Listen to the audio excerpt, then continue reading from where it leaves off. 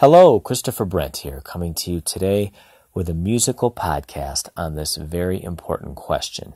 And the question is, are kids taking piano lessons?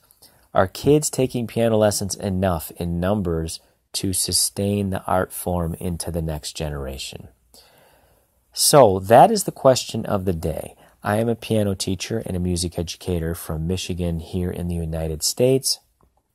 And from what I have seen, what I have observed overall in the United States, I think that the numbers are down. I think there's less kids taking piano lessons, and I think there's less pianos being sold in the United States. If you look at the numbers of acoustic pianos being sold, from what I have seen, the research that I have done, it looks like somewhere in the neighborhood of 30 to 40,000 new instruments are sold in the United States each year. If we go back about 100 years, I believe the best year for piano sales was 1909. In 1909, there were about 350,000 pianos sold in the United States. So we've come down in sales quite a bit over the years, and there's been a lot of piano retailers going out of business or simply selling their business off.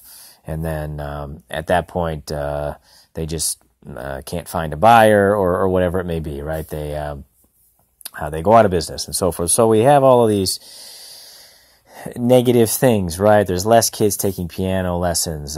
Piano sales are down, and kids are into other activities, and there's this saturation of technology, right? And kids aren't interested in sitting at the piano for hours on end and going over a phrase over and over again because they just want that instant gratification. You know, all of these things are on the minds of music educators. So that's why I thought this would be a really important subject to talk about, because it is true that in the United States there's less kids taking lessons. So another reason could be the oversaturation of schedules. There's just a cultural thing that's been going on in the last, I don't know, maybe 15, 20 years, maybe more in recent years, like 10, 15 years or something, where it's like parents are just trying to oversaturate the schedules of kids, right? It used to be like maybe you went to school and you did one activity, or you did one sport or something. And now kids are doing 3, 4, 5 sports. And then on top of that, they're doing all these activities from martial arts and gymnastics and figure skating and yoga and all these things. They've always got somewhere to go and some place to be. That just the idea of taking a weekly lesson and maybe spending an hour a day to practice on top of just your homework. It's like that whole idea is just gone. It used to be like you go to school and you might practice the piano for an hour and then you might play outside for a few hours or something like that. It seems like that kind of thing is just not there anymore. There's just this oversaturation of activities, and when you get your schedule that way, you oversaturate it. Sometimes you got to get rid of a few activities and replace it with something else, right? So this whole idea of just constantly doing a new activity every year or two might bring the whole situation about where piano just gets thrown to the bottom of the list, or it's maybe not even put on the list because you can do another activity that involves maybe hands-on technology in a different way. So I think as music educators, we got to look at how millennials learn, right? They learn in a way where they might see something like a digital piano and applications or apps and how that can work for what they know, because I'm a Gen Xer, Generation X. We didn't have apps and smartphones and tablets, so we learned in a way where we used what we knew, right? We knew TV and radio, and we knew tapes, cassette players, and CD players. We knew that, right? Before that, right? Generations before that, students used only what they knew because it was all they had. Back in Mozart's time, they didn't have recorded sound, right? So they used only what they knew. So over time, technology develops, right? And millennials are really part of this massive technological boom. So, of course, acoustic piano sales are down. I don't know where digital piano sales are. I would think that keyboards and digital pianos and software systems, recording software, I think that would be up, actually, to some extent. So we have to look and see how they learn, millennials, that is, in that regard. And so I think in that area, that end of the spectrum, it's growing.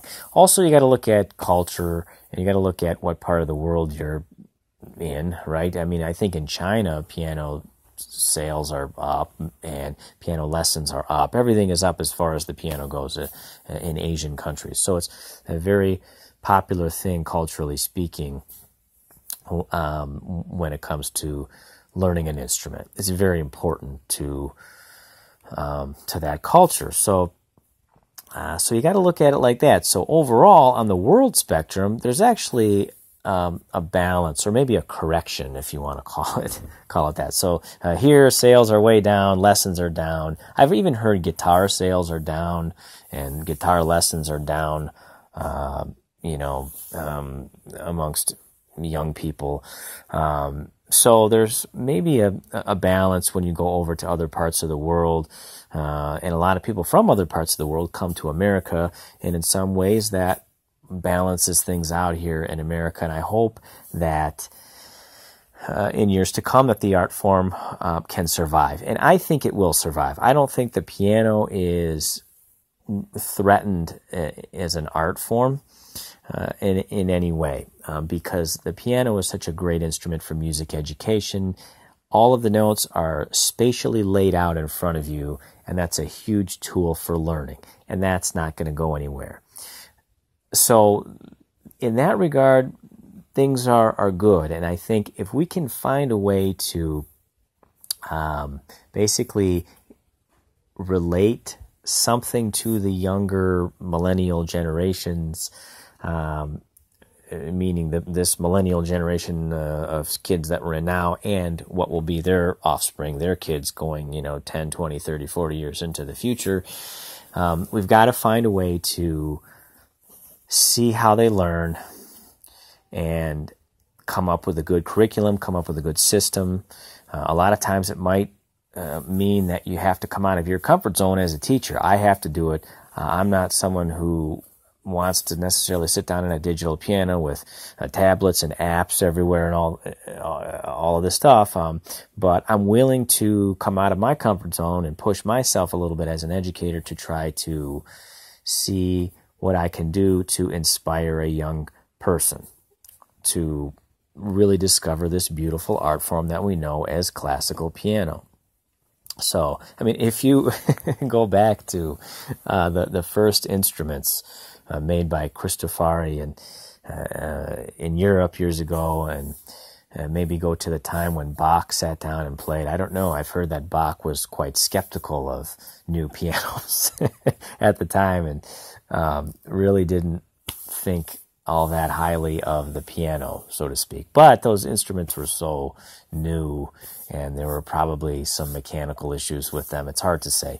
But new things can often be difficult, right? So when I see millennial students not being able to relate to just sitting at the piano, sitting at an acoustic piano, and going over the same phrase for an hour over and over again now,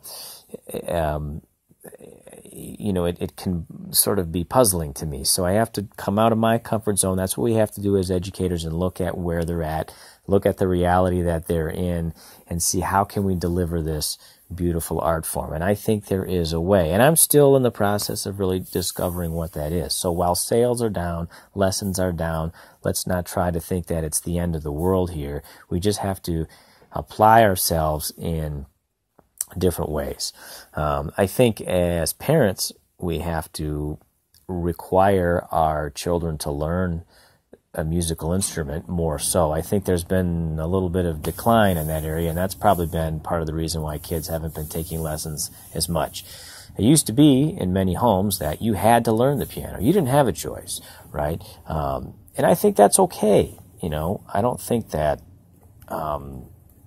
the student or the child has to be like totally crazy gun-ho into it. It's okay if they're a little skeptical or a little not sure. You can still require them to take lessons because it's great for disciplinary reasons. And obviously the wonderful merit of music itself. So it's okay to do that. So I think that's an important thing, and that might be one of the reasons why sales are down as well. Another reason why piano sales are down, I think, is because of the glut of instruments that are out there. So you can buy a used piano at a pretty good price, and there's so many of them out there that are available, and there's so many great piano technicians restoring instruments. So that's another thing right there. So that's a sales issue more than anything, but you can find a great piano out there at a good price, in good condition. So I would say, hey, if you're in that boat, financially do that. Keyboards are good for other situations, right? Like when it comes to learning, some students really find that they can become inspired, or they can improvise or do different types of things at a digital piano in a way that they might not be able to do at an acoustic piano. So look into that if you're a teacher or a parent. These are important questions to ask. And since things are changing in such a rapid way technologically, we have to really do our research on this as teachers and educators. So it's an important thing. So our kids taking lessons, the numbers are down, but I think we can boost the numbers back up, but we have to come out of our comfort zone as teachers, and I am definitely willing to do it because I love inspiring younger people, and I want so badly for young people and students to see how amazing this art form is, the piano and classical music and jazz and everything. There's so much substance there.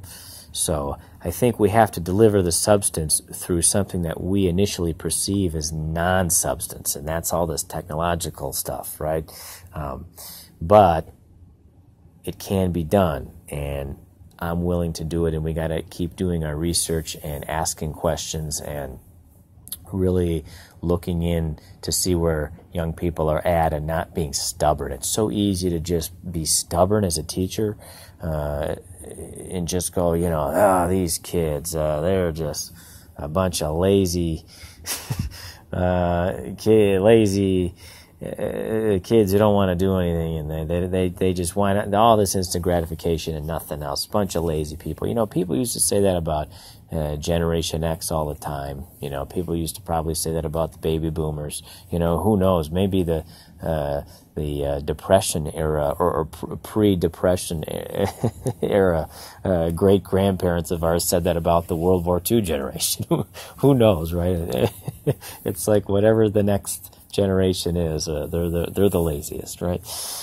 So we can't be stubborn. That's the point, right? We have to look for new, innovative and creative ways to get to this generation, right? And it can also help us as teachers avoid burnout too, when we can find really neat new ways to teach. And I'm going to do another podcast on the issue of being burned out as a teacher and a student, maybe to some extent, right?